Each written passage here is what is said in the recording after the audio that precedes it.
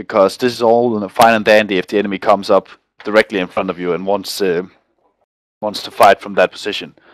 But as you may know, it's usually favorable to flank a position, and the enemy will usually do that too. It's only AI that will actually run towards you as this, especially if your platoon is alone. Then immediately start thinking, okay, how can we outflank these bitches and get behind them and kill them? So in order to counter that, you always want to give out secondary fields of fire, and secondary fields of fire can be as simple as I'm going to use green for this, as saying, okay, if the enemy outflanks us, then third squad gets from this arc of fire. Fuck, why won't you work? Damn it.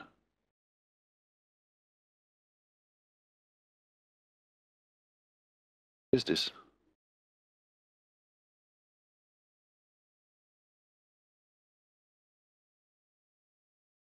Okay, from this arc of fire, these green lines, and first squad will get this arc of fire. And that's just a secondary arc of fire. I'm going to go on a secondary and alternate arcs of fire because it's two different things that's rarely going to be useful in game, but it's kind of cool to know. So I figured you might want to know. So this is your secondary arc of fire. You still tell your first squad that in their secondary arc of fire, the bush is their right arc of fire, and a fucking car will be the left arc of fire. And same for third squad. So in case the enemy moves on our flanks, then we would just say, okay, first squad is change your arc of fire, and then they can stay where they are and just fire on the left flank. And you can also give, if things go completely clusterfuck, you can always give your second squad in the middle as alternate arc of fire and have them fire behind them, depending on how much of a clusterfuck you get into.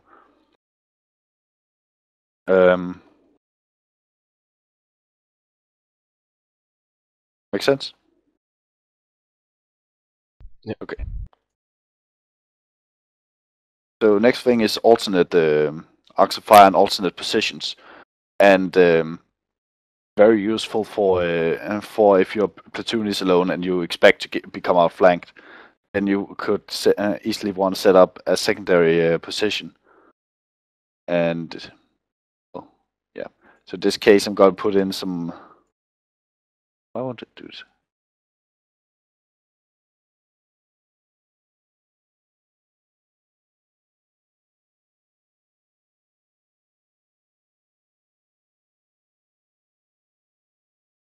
Just gonna make these a little smaller just to show the alternates.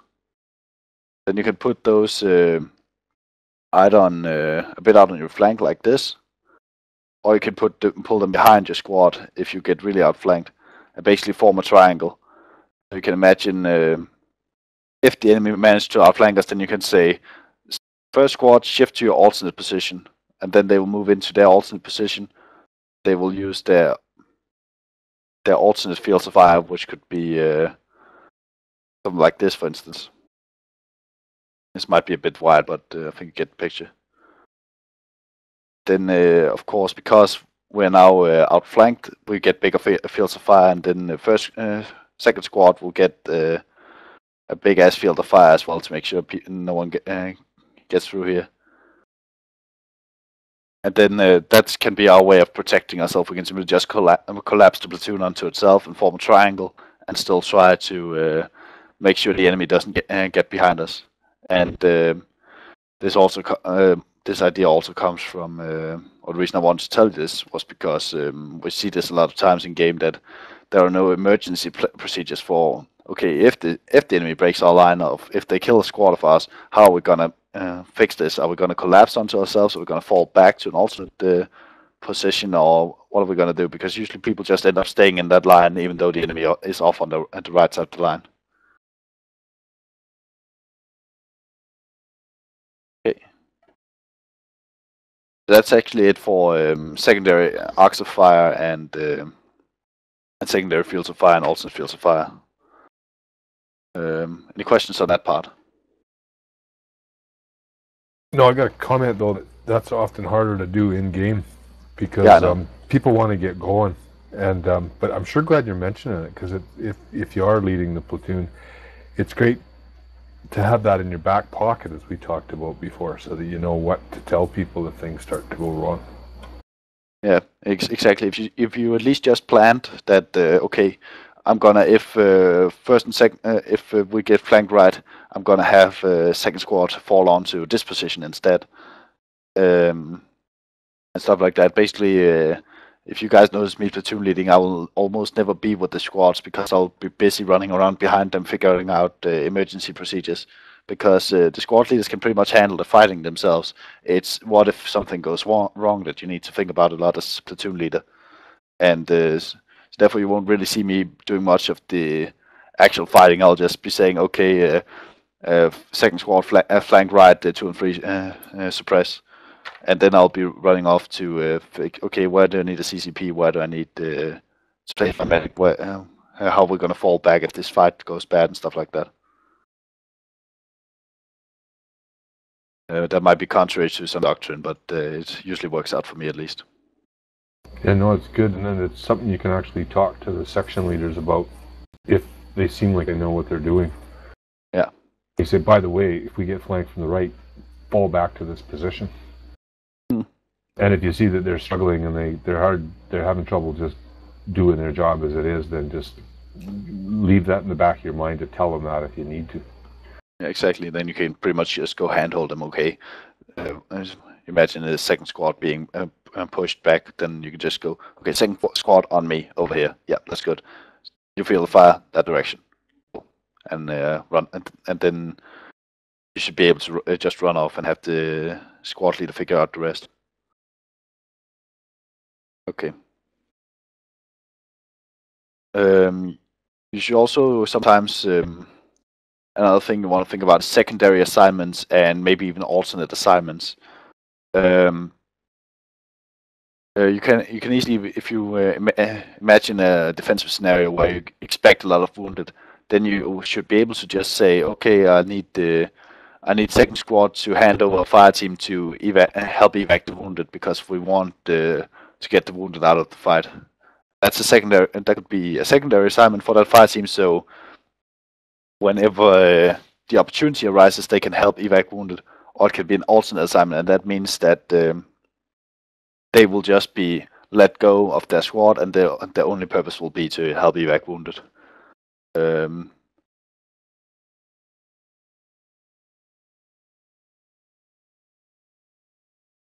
Yes, that's just something you could think about. You don't always have to say to people to keep the squads together. You can easily say, okay, I'm gonna need more people for this task or that task, and then you can just say to a squad leader, need you to detach a fire team and give him over to my 2IC so he can more easily handle casualties or whatever needs to be done, run ammo or some shit like that.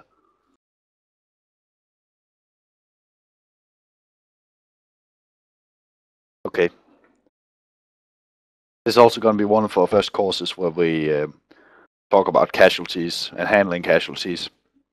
Do you guys need a break or are you good to go? Jimbo's good to go. I'm also good to go. I'm sexy. Okay, cool. For sure. So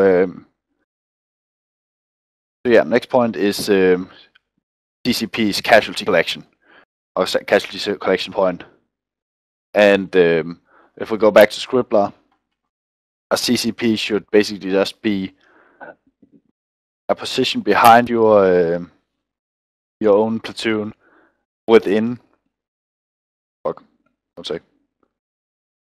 Okay, within your alternate position. So if you expect to collapse back onto yourself because the enemies are flanking you, then you should have your CCP within those alternate positions, so it will remain protected by your squad. That's basically your wounded bodies that you're trying to protect here.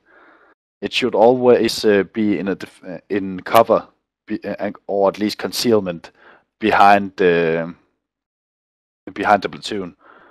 So at least have it between some bushes if possible. If there's a depression behind your platoon, then get that CCP down there so you won't have problems with those wounded getting shot up while being treated. They can be protected in the back. If that's possible, then you could even have it close to either a clearing. You could have an LC come in for Casevac, or you could have a pickup zone by a road for an ambulance if you have stuff like that. Rarely applicable, something to think about even so. What you need to make sure is when you get into a casualty collection point, you make a casualty collection point, then tell the medic this is your casualty collection point, and tell him to stay there. And many people tend to think that, oh yeah, I'm the medic, I need to go up and fucking rescue some people and treat them in their foxholes and shit like that. And if you do that, and you only have a US platoon where you only have one medic, then you're wasting a resource, because he will not be able to objectively evaluate the casualties. So in real life, you'd want him to stay back, and you want to want to tell the squads, okay, if you have a wounded man, have his body, bandage him up, and drag him back to the CCP, because there the medic can say, okay, he only needs morphine, fuck off, he needs Epi, I can give him that, he needs first aid kit, he can't walk, he doesn't need shit, go to hell. That's the medic's job. That's being cold and calculating, saying, okay, who needs this and who just wants it. And also, when it comes to medevac, he's the guy to say, okay, he needs to be medevaced because we can save them. And when it's really grim, he also needs to say, okay, we can't save these 3 guys. They're just gonna die anyway, so don't bother evacuating them.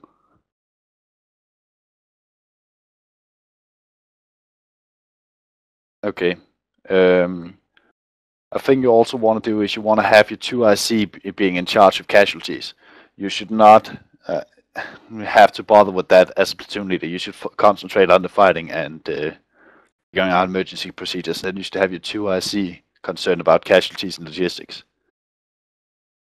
So him and the medic are pretty good buddies. The 2IC will get his situational awareness from the medic and talking to the squad leaders about what their needs are, and he's basically the one seeing to that, making that work. Okay. And always remember to tell your people that it's not really acceptable to stop fighting just to treat a wounded. We're trying to teach people that in familiar course as well, but only so much is getting through. So whenever you get a casualty, then it should only be the body that is actually concerned with the casualties, and situation dependent, he might not even have to care either. Real life, you get training in just standing in your foxhole and keep firing even though your body's by your feet screaming for help. So that's something to make sure people know. They shouldn't stop the fight just because they have wounded, because then they kneel down, stop shooting, and they start treating, and then all of a sudden you have half the platoon wounded and the other half providing care instead of the other half fighting. I've got a question. Yeah. You said in the Danish army there are medics in each squad, right?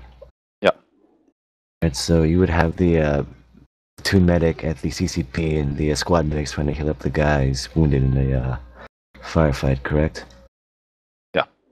Or basically what the squad medics usually do. You have our platoon medic is the 2IC's RTO, so he is his job is basically just to assess, and then we have the squad medics, and their job is to in a firefight they would be if possible, if they're not engaged, since they're also usually carrying the grenade launcher, if they're not engaged, they would be going over to the wounded guy and checking up, healing or bandaging and tourniqueting and whatever they need to do to just get him stable. And if the situation allows, they will drag him back to the platoon leaders or to the 2IC's RTO, the platoon medic, and have him fix the rest basically, and have him call medevac and stuff like that. And then they would return to their squad and keep fighting. All right. It's a bit of a weird system, but it actually works out pretty well once you're used to it.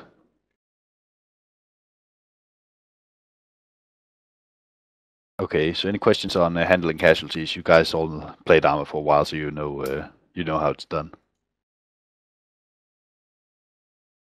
Okay. So any real important point here was make sure that your CCP is covered and make sure your medic doesn't run to pick up casualties, but casualties come to him. Okay. Next thing we want to go over is ambushes. And ambushes can be a lot of things, especially in the British language. We have different words for this. Like we have,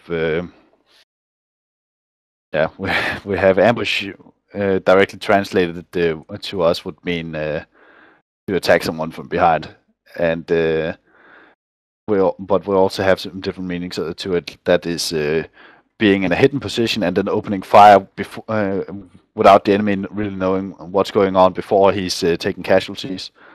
And that's what we're going to talk about today. That's ambush in the sense of us opening fire before the enemy realizes what's going on. Can be pretty hard to do in game because people, again, they're trigger happy. But if you can get your squad leaders to enforce this, then you can have a devastating impact on the enemy. And in a TVT or in a co-op, you can pretty much ruin the enemy's game plan just by one successful ambush. In a defensive position, you might want to set up some general ambushes in, and this is a bit complicated, might not be applicable, but you should always foresee what kind of enemy would you be facing. You know from your situation report that you can expect recon, or you can expect infantry, or you can expect APCs or airborne enemies or whatever. You would always have some idea, and therefore you would always have some idea of how to deal with that. So you could make a general ambush, like if we look on Scribbler and we have the tree in the middle, we expect, I'm just going to redraw this road here. We expect enemy armor to come down this road. Then you can make an ambush and you can just give it a name like tree, as you've decided to call that point in the terrain. That's the tree. Then you then what you want to provide the people with in relation to that is an advertisement that is the name of the ambush, like 333. Then you can just call out on the net and the radio net. Okay, all squad. This is 6. Prepared to 333. Then we're all 1, 3, 2, 3, 3. Ready for ambush 3. Then they will already want to know the target. For instance, you're expecting armor, distance, how far to target, how far to tree, 300 or 400 meters. Distribution of fire, what you target, what that is machine gunner target light vehicles, or machine gunner target infantry AT teams, or something similar. AT target armor, AT target target light vehicles. Formation, not that much, but you could end up having doing an ambush where you have separated your unit, and then you want to tell make sure people know how they are in relation to each other. And report. That second point, though, like when you're actually directing in on specifically who's firing at what, that's done at the section level, though, right? You can do that. Yeah, as an opportunity, you can do it at section level. Or you can say, as a general thing, you can say, okay, I want machine gunners targeting this, and I want AT gunners targeting that, and I want grenadiers doing this. But to be fair to your section leaders, you'd be starting to micromanage them if you did that, wouldn't you? Yeah, not always. Okay. You can claim it's micromanaging, but that would be more, in my mind, micromanaging a platoon is if you go into a fire team and say, this man right here, he needs to do this, and this man right here needs to do that. That's micromanaging a section. Gotcha. But, So but telling... you're giving them priorities then. You're telling them that you want generally the ATs to be firing at the armor. Exactly. That's just you saying, I want this stuff being used this way. But yeah, this a lot of people are afraid of micromanaging, and I think that's just because they don't know what that entails. So they just say it as a boo word to make you back off as a platoon leader. But that's just because they don't really know what they're supposed to be doing as a squad leader then. Actually, Arma's evolved a lot. We used to have platoon leaders that would be telling the sections which formation to be in and how far up to move and then move back, and it was getting ridiculous sometimes. Okay. Yeah, well, that's where it comes from then. Yeah. Okay, because shouldn't worry about having telling a section leader what weapons he should be using in an engagement and how you want him to use his weapons. Fair enough. Okay. We should talk about. Okay, last thing is report, and that's how we're gonna report we're ready. We could use our radios and just have the PL call out on the net when he wants people firing, or he could say, okay, report to the AT gun and the weapon section, for instance. So basically, the squad leaders just call out on the net, okay, my squad's ready, my squad's ready, my squad's ready, and then the weapons leaders calls out on his 343, okay, AT gunner, all ready, fire, and then the AT gunner line to shut up, and then when he fires his rocket, the rest of the platoon opens up. Pretty hard to see in game, but if you could do that as a platoon, you could pretty much kill a company doing it right.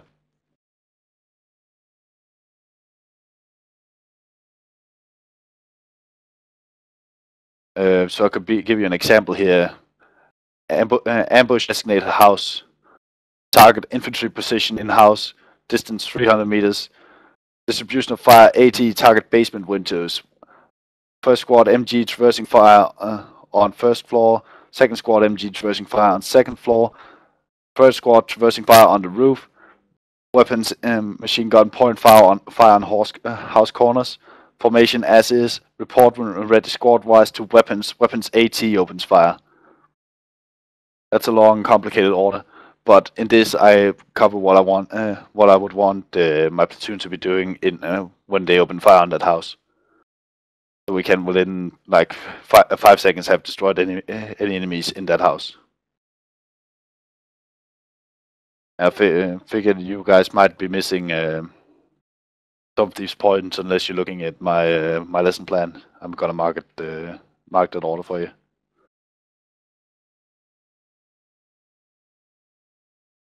This can be pretty hard to do in game, and probably won't always be necessary. But in real life, as a platoon leader, I would actually do that. I would say and tell each squad what kind of effect I was looking for in the house.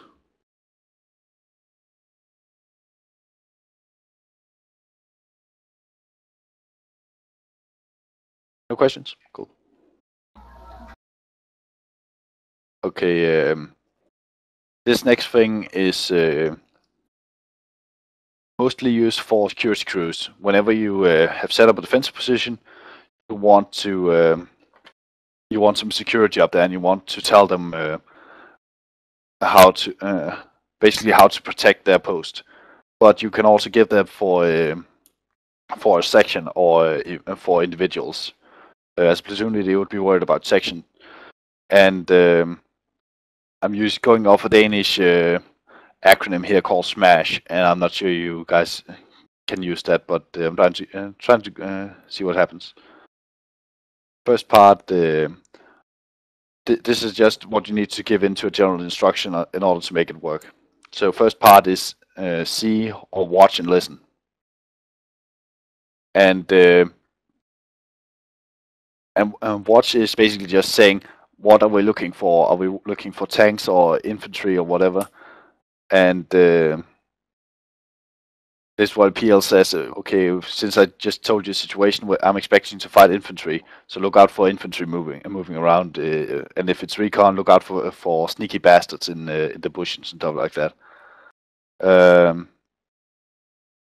And here you also given if there are any restrictions you can lose, like you're not allowed to fire paraflash, or you're not allowed to turn on your flashlights, or you're not allowed to use infrared lights or pretty much anything you can imagine. You can give out restrictions for that, and it could be pretty useful in a WAC. You imagine you sitting there at night in defensive position, and tell your people, don't fire flares until we're in contact. So they won't be sitting there shooting up flares in the middle of the night just to see, is there anyone here? No, okay. So sit back and relax. Next thing is report. What should be reported and how should it be reported? And that's where you report what you want to hear about. You might not want to hear about helicopters and jets flying around every 2 seconds if it's in real intense conflict, or you might not want to hear about civilians, or you might want to hear everything about civilians. Whatever. This is where you report and where you tell your people what you want reported. It doesn't have to take long to give a smash. It's just what you need to remember in it. Alarms. When should an alarm be raised and how? And you can also here give some restrictions on that. For instance, you might only want to hear about enemies if they're within 200 meters, or how you want to raise the alarm. You could do it by opening fire, or you could just yell or use your radio or send a runner back to report. There's a bunch of options, but you want to consider how you want people to alarm you that there are hostiles coming in. And if you don't have radios, then you need to get creative about that too. Okay, next thing is obstruct or stop. That's a mostly checkpoint thing. That's just when. How do you want you to stop? Be used in so, for instance, how do you want to stop civilians passing through the area, and do you want to stop them, and you only want to stop uniformed guys? Do you want to stop them using anything? Yeah, not that important. Just a little thing here. Almost last thing. Fight. When to fight and how to fight. That's a PL ordering when you can fight. That's like giving the last line of fire. That's one point of a smash, saying, okay, you can only engage on your own initiative if they're within this line. Only engage in a certain situation. Like you can engage if the enemy fires at you first, or if you see tanks rolling up and starting to scan, you can use your AT or whatever. But you can also tell them if there's something they can't use, like using their AT or flares, because you might expose that there's an actual platoon here instead of. You can just imagine, right? If you have two guys engaging something and they only use their rifles, then the enemy could think, okay, we're just fighting a fire team here. We can be done pretty quickly, and then the rest of the platoon can maybe remain hidden. And then at the PL's order, they can open up, and then the enemy would think, fuck, and lose a squad in the first row. Okay. Last thing is maintain connection. Pretty easy in game since we have radios, but it can be hard in some WAC missions. How we're gonna maintain a connection between our foxholes? We're gonna be yelling at each other. We're gonna using hand signals, or we're gonna shoot flares, or have people run back and forth between the foxholes and make sure everyone's still alive, or how we're gonna do it. That's just the quick elements of Smash. I hope it wasn't entirely useless. Oh, that was good. It's just it makes me wish we could actually do this. Like you say, it's really hard to get players to do that in game, but if you could get people to hold fire and do a proper ambush, man, it'd be game over. Actually, goes over. I did that once in that Polish airdrop mission. Me and Mark were leading. We're gonna ambush a whole platoon in the open. We had our guys hold fire until the enemy were about 25 meters in front of us. One of my guys had an itchy trigger finger. He just kept nagging me on when to shoot him.